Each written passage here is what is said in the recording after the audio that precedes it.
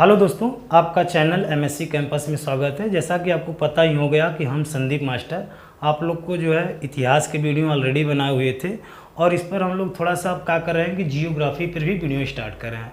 तो आज जो है हमारे पास जियोग्राफी का ये वीडियो जो है भारत के जो पर्वत हैं उन पर होगा। यदि आपको ये वीडियो अच्छा लगेगा तो ज़रूर आप जो है चैनल को भी सब्सक्राइब करिएगा, अन्य साथियों को भी थोड़ा सा शेयर करिएगा। ठीक है, चलिए हम बात करते हैं भारत का जो पर्वत है। तो देखिए भारत का जो पर्वत है तो वो छोटा मोटा पर्वत नहीं कि कहीं से जो है छोटा से जगह से निकल गया एकाएक पर्वत हो गया। तो जो भी पर्वत होते हैं वो बहुत बड़े पर्वत होते हैं, छोटे पर्वत नहीं होते, बहुत लंबे में होते हैं।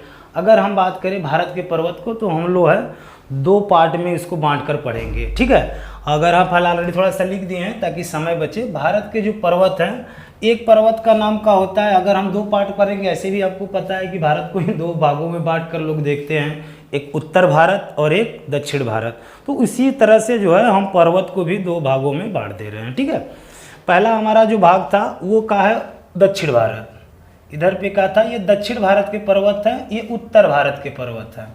तो दक्षिण भारत में कितने पर्वत श्रृंखला हैं? देखिए जो भी पर्वत होंगे ना बहुत लेंथ में, कभी 1100 किलोमीटर पर्वत का मतलब ये हो गया ये नहीं कि कहीं पे एकाएक पर्वत आता है। अगर हम बात करते हैं, अगर हम मैप की बात कर लेते हैं, देखिए कि अगर हम भारत का, चलिए जल्दी से नक्शा बना देते हैं शॉर्टकट में, भावनाओं से समझिएगा कि हमें क्या सीखना है। चलिए यूँ समझ लीजिए कि भारत का ये मैप है, भारत का मैप है। ठीक है, अब यही भारत है और इस भारत को जो है हम लोग दो पार्ट में पढ़ेंगे कि पर्वत हमको पढ़ना। तो पहले हम बात करते हैं दक्षिण भारत में। तो दक्षिण भारत में एक आता है अरावली पर्वत। तो जो अरावली पर्वत है तो वो यहाँ से यहाँ तक है, आप समझ रहे हैं। कहने का मतलब अरावली पर्वत की अगर हम लेंथ की बात करें तो 850 किलोमीटर लंबाई है केवल अरावली पर्वत का। ठीक है, तो एक पर्वत श्रृंखला अरावली पर्वत कहाँ से कहाँ तक चलता है, तो हिम्मतनगर है जो गुजरात से, गुजरात फिर राजस्थान, फिर धीरे धीरे जो जेएनयू होता है, आप दिल्ली का जेएनयू जानते होंगे, वहाँ तक जो पर्वत श्रृंखला आती है उसको हम लोग बोलते हैं अरावली पर्वत श्रृंखला। तो टोटल भारत में मुख्य रूप से 10 ही श्रृंखला हैं, उन्हीं को अध्ययन करना है। तो एक हो गया अरावली पर्वत। तो दक्षिण भारत का भी हम लोग चर्चा कर रहे हैं, तो फिर उत्तर भारत की हम बात कर लेंगे। एक होता है विंध्य पर्वत। आप विंध्य पर्वत को मध्य प्रदेश में जाता है, यही विंध्य पर्वत है जो क्या करता है कि भारत को दो पार्ट में बांटता है कि इधर का नीचे वाला पार्ट का हो गया दक्षिण भारत, ऊपर वाला का हो गया उत्तर भारत। तो इसको हम लोग क्या बोलते हैं, विंध्य पर्वत। अब विंध्य पर्वत के समानांतर इसको हम लोग क्या बोल देते हैं, चलिए लिखते नहीं समझा देते हैं, इसको हम लोग क्या बोलते हैं, विंध्य पर्वत। ठीक है, सेकेंड आता है सतपुरा पर्वत श्रृंखला। तो जस्ट इसका बताओ, इसकी विंध्य पर्वत की लंबाई 1100 किलोमीटर दूर है। सोचने पे आप सोच रहे हैं कि 1-2 किलोमीटर है, नहीं 1100 किलोमीटर दूर। तो कुछ जो पर्वत होते हैं बहुत लंबे लंबे होते हैं और केवल आप कहाँ से कौन सी नदी निकलती है आपको खुद अध्ययन हो जाएगा। और इसी के समांतर एक और पर्वत है जिसको हम लोग क्या बोलते हैं, सतपुड़ा पर्वत श्रृंखला। छोटी सी हो गई है, थोड़ा सा हम इसको और इस तरह बना देते हैं ताकि आपको समझने में अच्छा लगे। तो ये जो पर्वत श्रृंखला है उसको हम लोग क्या बोलते हैं, सतपुड़ा। और इसको अभी हम बताएं कि इसको हम लोग क्या बोलते हैं, विंध्य पर्वत। तो 3 पर्वत श्रृंखला हो गए। तो अभी हम लोग उस पर एक एक अध्ययन करेंगे। जैसे कि एक पर्वत श्रृंखला है तो उसमें सबसे ऊंची चोटी कौन सी है, वहाँ पे कौन सा हिल स्टेशन पाया जाता है, उसमें कौन सा माइंस पाया जाता है। तो हर एक चीज़ पर अध्ययन हम लोग करेंगे। तो एक थोड़ा सा एक समझ, क्योंकि पहला वीडियो तो एक समझ तो पैदा होनी चाहिए कि कौन सा पर्वत श्रृंखला किधर है। ठीक है, और आप देखिए आप समझ गए, 3 हो गए, आप 3 समझ गए, मैप में भी देख रहे हैं। अभी हम बताएंगे कहाँ से कहाँ तक है, जब स्पेशल बताएंगे तब। ठीक है, अब पश्चिमी घाट। अब पश्चिमी घाट का मतलब आप समझिए यहाँ से यहाँ तक एक पर्वत श्रृंखला चली है, ये सतत है, यहाँ से इस तरह यहाँ तक आ गई। ठीक है, यानी यहाँ से स्टार्ट होगा और जो पश्चिमी घाट का पर्वत श्रृंखला है, केरल जितने भी राज्य हैं सबसे होते हुए नीचे तक जाता है, कहाँ तक, तमिलनाडु तक। ये पर्वत श्रृंखला को हम लोग क्या बोलते हैं, पश्चिमी घाट। तो पूछा जाता है पश्चिमी घाट का सबसे ऊंचा शिखर कौन सा, तो ऐसे प्रश्न बनते हैं। एक आएगा पूर्वी घाट। अब पूर्वी घाट का मतलब एक पर्वत श्रृंखला देखो कितना है, ये यहाँ से इस तरह आता है और जहाँ पे दोनों मिलते हैं उन्हें क्या कहते हैं, नीलगिरी पर्वत श्रृंखला। तो नीलगिरी पे क्या होता है, पश्चिमी घाट और पूर्वी घाट दोनों आके यहीं पे मिलते हैं। यहीं पे एक ऊंची सी चोटी है जिसको हम लोग क्या बोलते हैं, नीलगिरी। और पूर्वी घाट भी आपको आ गया, ये समझ में आ गया कि इसको हम लोग क्या बोलते थे, पश्चिमी घाट, और इन्हें हम क्या कहते हैं, पूर्वी घाट, ठीक है। और लास्ट में कहता है पलनी पर्वत। पलनी पर्वत की लेंथ मात्र बहुत 150 ही किलोमीटर दूर है, और जो कि कहाँ पे है, तमिलनाडु में इस तरह। तो ये इसको हम लोग क्या बोलते थे, पलनी पर्वत, ठीक है। पलनी पर्वत की लंबाई कितनी है, तो आप कोरिलेट कर ले कि मात्र 150 किलोमीटर है। यहाँ 1 किलोमीटर में कितनी बड़ी समस्या हो जाएगी, 150 किलोमीटर तक केवल पलनी छोटा सा पर्वत श्रृंखला है। तो ये था हमारे पास क्या, दक्षिण भारत के पर्वत। अब हम बात कर लेते हैं कि भैया दक्षिण भारत के पर्वत तो हमने पढ़ लिया, अब उत्तर भारत का पर्वत कहाँ से कहाँ तक। तो उत्तर भारत का एक ही पर्वत है जिसको हम लोग बृहद हिमालय के नाम से जानते हैं, या तो कहें तो हिमालय पर्वत। अब हिमालय पर्वत को जो है पार्ट में बांट के पढ़ते हैं, ठीक है। तो जो सबसे ऊपर देखो, अब ये कहाँ हम देख रहे हैं कि उत्तर भारत के पर्वत, तो उत्तर भारत का एक ही मात्र हमको देखते हैं कि एक ही मात्र बड़ा पर्वत है जिसका नाम का है हिमालय। तो हिमालय को ही बांटा गया है। देखिए पहला का नाम का है काराकोरम, तो ये जो पहली लाइन इधर से जाएगी तो इसको हम लोग क्या बोलेंगे, काराकोरम। सेकेंड को हम लोग ट्रांस हिमालय बोलते हैं। इसी काराकोरम में आपको केटू मिलता है, किस पर्वत श्रृंखला में है, तो अभी हम लोग इसका फुल स्टडी करेंगे काराकोरम। एक आपको पास आएगा ट्रांस हिमालय, और ट्रांस हिमालय में ही एक जगह है सबसे ठंडा प्रदेश द्रास, तो ट्रांस हिमालय में तो एक एक अध्ययन करेंगे। फिर इसके बाद तीसरी एक हिमालय इस तरह जाती है। देखिए हिमालय का है ना, ऐसा नहीं कि सभी जगह से, बीच बीच में कुछ जगह खाटी है, ठीक है, कुछ जगह होता है। अगर हम बात करें कि जैसे महान हिमालय और मध्य हिमालय के बीच में जम्मू की जो कश्मीर घाटी है और डल झील है, तो ऐसे प्रश्न बन जाते हैं। तो काराकोरम में क्या क्या पर्वत श्रृंखलाएं हैं, कौन सी नदी कहाँ से निकलती है, इसका अध्ययन अभी जो है आगे जो है अच्छे से करेंगे, ठीक है। ट्रांस हिमालय आपको समझ गया। दूसरी जो पर्वत श्रृंखला, इसी मेन हिमालय ही, हिमालय को बांटा गया है। पहले को हम लोग का बांटने का आधार का है, बांटने का आधार ये है कि ये उत्तर से दक्षिण को आ रहा है, बांट रहे हैं हम लोग। तो पहले को हम लोग काराकोरम, दूसरे को ट्रांस हिमालय बोलेंगे, तीसरे को हम लोग महान हिमालय या बृहद हिमालय, और एक चौथा हिमालय आता है जिसको हम लोग मध्य हिमालय बोलते हैं, और लास्ट वाला को हम लोग क्या बोलते हैं, शिवालिक, शिवालिक। और एक पूर्वी श्रेणी होता है। पूर्वी श्रेणी का मतलब आप समझ गए कि जो ये देखा था अरुणाचल प्रदेश से इस तरह आता हुआ एक पर्वत है, यानी कहाँ पे आएगा, अरुणाचल प्रदेश में आएगा, फिर इसके बाद नागालैंड में आएगा, फिर मिजोरम, मिजोरम से इस तरह यानी इस तरह आ जाएगा। कहने का मतलब उसकी आकृति ये ऐसे है, समझ रहे, किसका, पूर्वी क्षेत्र का। तो पूर्वी श्रेणी का या क्षेत्र का हम बात कर दिए, पूर्वी श्रेणी का इस तरह आकृति होता है। तो आप समझ गए होंगे कि पूरे भारत में कहाँ कहाँ पर्वत श्रृंखला हैं, और पर्वत छोटी छोटी नहीं, कम से कम 500-600 किलोमीटर तक होते हैं।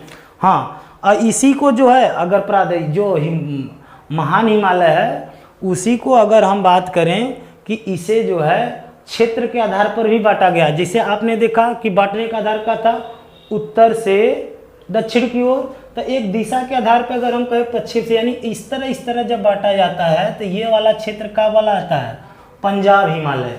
सेकेंड वाले को हम लोग क्या बोलते हैं, कुमायूं हिमालय। तो पंजाब हिमालय पूछा जाता है। पंजाब हिमालय 2 नदी निकलती है, एक का नाम है सिंधु, एक का नाम है सतलज। तो सिंधु और सतलज के बीच वाला जो क्षेत्र होता है उसको हम लोग क्या बोलते हैं, पंजाब हिमालय। दूसरा पार्ट बांट दिए, तो दूसरा पार्ट को हम क्या बोलते हैं, कुमायूं हिमालय। तो एक है तो सतलज होगा, एक है कौन सी नदी होगी, काली नदी, तो उसके बीच वाला को क्या बोलते हैं, कुमायूं हिमालय। फिर इसके बाद जो है आप कुमायूं हिमालय होगा, एक आएगा नेपाल हिमालय, नेपाल वाला क्षेत्र नेपाल हिमालय होता है, ठीक है। तो आप एक लास्ट में हमारे यहाँ फिर कहा जाएगा असम हिमालय। तो 4 पार्ट में इस तरह बांटा गया है, एक पंजाब हिमालय, कुमायूं हिमालय, नेपाल हिमालय और असम हिमालय। और इस आधार पे बांटा गया, तो वो बांटने का आधार था जो है नदी के आधार पे बांट दिया गया, ठीक है। नदी तो बता, इसको जब हम बताएंगे हिमालय, क्योंकि अभी हम स्टार्ट कर रहे हैं, क्योंकि हमें स्टार्ट करना है दक्षिण भारत के पर्वत से, ठीक है।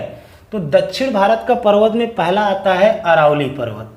तो उसका देखिए हम पहले बताते रहे, एक एक जो देख रहे हैं एक एक पर्वत का फुल डिटेल बताएंगे, जिस तरह केवल अभी, क्योंकि वीडियो बहुत ज़्यादा लंबा होगा इसलिए केवल हमने कहा बता रहा है कि अरावली पर्वत पे ही इस वीडियो में बात करेंगे। बाकी अगले वीडियो में हम बाकी सभी जो भी पर्वत श्रृंखलाएँ हैं उनमें क्या ऐसी बातें हैं हम लोग ऑलरेडी अध्ययन करेंगे। चलिए हम बात कर लेते हैं कि हम हिमालय यानी हिमालय में नहीं, हम लोग दक्षिण भारत का जो अरावली पर्वत है उस श्रृंखला को अध्ययन करते हैं। देखिए अरावली पर्वत किस तरह काम करेगा। अब मान लेते हैं कि ये अरावली पर्वत है ऐसे। अब अरावली पर्वत इसी को हम लोग इस तरह से सेट कर दिए हैं कि यही मान लो अरावली पर्वत है। ये अरावली पर्वत देखिए, एक को देख लीजिए, आपको यही अंदाजा होगा कि हमको क्या आना चाहिए। अरावली पर्वत स्टार्ट कहाँ से होता है, तो ये स्टार्ट देखो यहाँ से हम बताएं तो यहाँ पे एक जगह है जिसका नाम है हिम्मतनगर।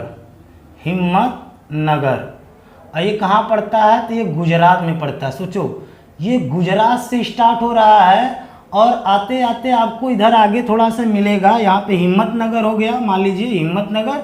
यहाँ जो JNU होता है कहाँ का, दिल्ली तक, दिल्ली तक ये पर्वत श्रृंखला धीरे धीरे आई है। ठीक है, और इसको 3 पार्ट में बांट के हम लोग पढ़ते हैं, जो कि जम्मू यानी हिम्मतनगर से जब गुजरात में राजस्थान में हम लोग पहुँचते हैं ऊपर, राजस्थान वाला तक को हम लोग क्या बोलते हैं, जरगा श्रेणी।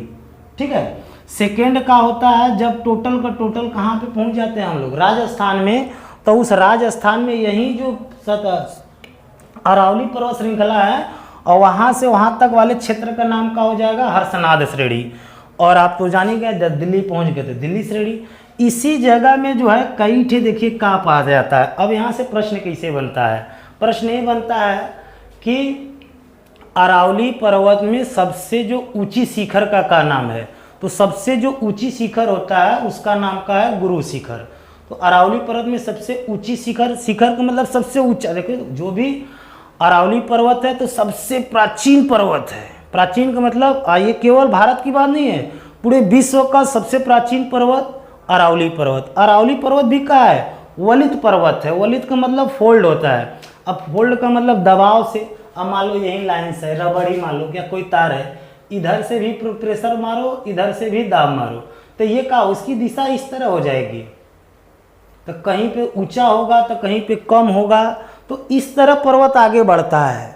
ठीक है, तो इस तरह जब पड़ता है तो सबसे ऊंचा जो शिखर बना उसका नाम का था गुरु शिखर। कहाँ पे है, तो राजस्थान में। वहीं गुरु शिखर के पास एक माउंट आबू नाम भी है। माउंट आबू का मतलब समझ रहे हैं, माउंट आबू एक प्लेस है। ठीक है, और वहीं माउंट आबू पर एकमात्र राजस्थान का हिल स्टेशन है। ठीक, तो आगे आप यहाँ तो जर्रा श्रेणी, हर्षनाद श्रेणी, दिल्ली श्रेणी आप तो जान गए।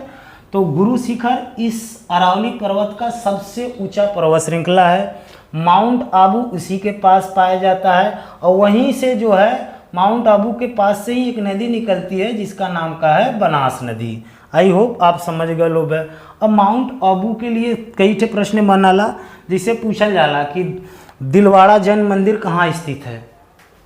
तो क्योंकि जैन मंदिर है, हिंदू धर्म का तो कई ठे मंदिर बा, लेकिन जैन मंदिर कम मात्रा में है, तो प्रश्न बनता है तो आपका जवाब क्या होगा कि जो माउंट आबू जो है वो कहाँ पर है, तो वो कहाँ पर है, माउंट आबू पर कहाँ पाया जाता है, दिलवाड़ा जैन मंदिर। ये कहाँ है, राजस्थान में है। आई होप आप समझ गए होंगे। अब देखा पूरा का पूरा 850 किलोमीटर तक अरावली पर्वत फैलल हो, उनमें मात्र एक ही हिल स्टेशन है माउंट आबू पर पाया जाता है। तो राजस्थान पड़ता है तो एकमात्र हिल स्टेशन कहाँ पर है, तो माउंट आबू। यहाँ पे हम लिख दे रहे हैं कहाँ पर है, माउंट आबू में। हाँ, यहीं पे जो है 2-4 ठे जो है माइंस पाए जाते हैं, अब बहुत परीक्षा की दृष्टि से पूछा जाता है। अब यहीं पे माइंस का मतलब समझ रहे हैं, ये माइंस जैसे मकराना माइंस, यहाँ पे एक माइंस है, एक माइंस यहाँ पर, क्योंकि ज़्यादातर माइंस कहाँ पे, राजस्थान में ही है। मकराना माइंस, अब मकराना माइंस में क्या पाया जाता है, सफ़ेद संगमरमर। तो आप पूछा जाता है मरकाना माइंस किस लिए प्रसिद्ध है, तो सफ़ेद संगमरमर के लिए। और ये भी माना जाता है कि जो ताजमहल का सफ़ेद संगमरमर बना है, और ये माना जाता है कि पहले कहाँ से लिया गया होगा, तो ऐसा हुबहू माना जाता है कि मकराना माइंस से ये सफ़ेद संगमरमर बहुत चमकीला होता है। तो प्रश्न बन जाएगा कि मरकाना माइंस कहाँ स्थित है, तो आपका जवाब का होगा राजस्थान में है। किस पर्वत श्रृंखला में है, तो अरावली पर्वत श्रृंखला में। सेकेंड हम बात करते हैं खेतरी माइंस, यहीं पे पाया जाता है खेतरी माइंस, जिसको हम लोग क्या बोल देते हैं, कॉपर, यानी वहाँ से सबसे ज़्यादा क्या निकलता है, कॉपर निकलता है। तो आपने ये देखा, अभी देखिए हम लोग ये पहला थोड़ा सा आपको परिचय बना लें, ताकि 2 वीडियो के माध्यम से पूरी की पूरी स्टडी जो है आपकी समझ में आ जाए कि पर्वत आप एक बार पढ़ लेंगे तो बहुत आसान होगा झील पढ़ने में, ठीक है, और बहुत आसान होगा कि नदी कहाँ, क्योंकि जितनी भी नदियाँ निकलती है कहीं ना कहीं पर्वत से ही निकलती हैं। तो एक आप डाटा खाका तैयार कर लेंगे कि इस तरह से हमको पर्वत को पढ़ना है, ठीक है। तो आई होप कि आप अरावली पर्वत के बारे में जान गए होंगे। एक बार और चलिए हम चर्चा कर लेते हैं अरावली पर्वत के बारे में, केवल सिंगल एक ही पर्वत अभी देख लेते हैं। अरावली पर्वत एकमात्र ऐसा पर्वत है जो भारत का नहीं बल्कि पूरे विश्व का जो है इतिहास गौरवान्वित करता है कि सबसे पुराना पर्वत माना जाता है। एक तो बात समझ में आ गई। और ये कहाँ से कहाँ तक है, तो गुजरात के जो हिम्मतनगर है, ऐसे ऊपर चले जाएंगे, जे हिम्मतनगर गुजरात से राजस्थान होते हुए आप कहाँ चले जाएंगे, दिल्ली जेएनयू तक।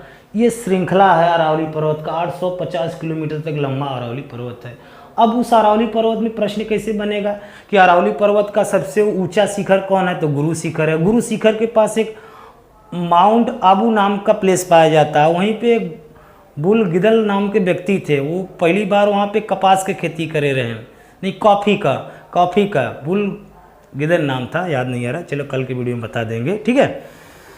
तो ये हो गया गुरु शिखर माउंट, वहीं से बनास नदी निकलती है और यहीं पे कई ठे माइंस पाए जैसे मरकाना माइंस, सगरमरवर के लिए अभी चर्चा हो गया, ठीक है। तो जरगा श्रेणी, तो इसके माध्यम से हम लोग स्टडी को स्टार्ट करेंगे, ठीक है। अगर हम अब कल के डेट में आपने समझ लिया, ये मैप आपको बहुत महत्वपूर्ण है, कम से कम ये तो पता चले कि कौन कौन से, क्योंकि देखिए अभी अगर हम विंध्य हिमालय की बात करेंगे तो विंध्य हिमालय में जो है पारसनाथ श्रेणी सबसे ऊंची है। तो वहाँ पे हम विंध्य हिमालय की बात करेंगे, कहाँ से कहाँ तक फैला है, कोई मात्र छोटा सा एक है, महाराष्ट्र में एक ही है जैसे पलानी हिल्स, कितनों ना है तो 150 किलोमीटर तक है पर्वत। तो कहीं ना कहीं जो बड़े बड़े पर्वत श्रृंखला है बहुत लंबा लंबा लेंथ है, 1100 किलोमीटर 1200 किलोमीटर तक केवल पर्वत है। तो वहाँ पे बस आपको प्रश्न है, भाई एकदम डीप की बात नहीं हम कर रहे हैं, लेकिन प्रश्न ऐसा बन गया कि सबसे ऊंचा कौन है, कौन सा पाया जाता है, माइंस पाया जाता है, कौन सी नदी निकलती है, ऐसे ही पर्वत से प्रश्न बनते हैं, ठीक है। अगला जो वीडियो होगा वो होगा कि विंध्य हिमालय में आपको बस ये इस तरह का खाका तैयार करके बताया जाएगा, क्योंकि पहले ही वीडियो में अध्ययन करा चुके हैं कि विंध्य हिमालय अब यहाँ से यहाँ तक चलेगा, ठीक है। विंध्य हिमालय भी गुजरात से स्टार्ट होता है, कहाँ तक आता है बताइए, छत्तीसगढ़ तक जाता है। सोचिए कितना विंध्य हिमालय लंबा चौड़ा है, तो उसमें कौन सी ऊंची शिखर है, कौन सा नदी कहाँ से निकलता है, इसका अध्ययन हम लोग ऑलरेडी अब कल करेंगे, ठीक है। और यदि वीडियो आपको अच्छा लगा होगा, समझ रहे हैं, वीडियो को लाइक भी करिएगा, शेयर जरूर करिए, ठीक है। धन्यवाद वीडियो देखने के लिए।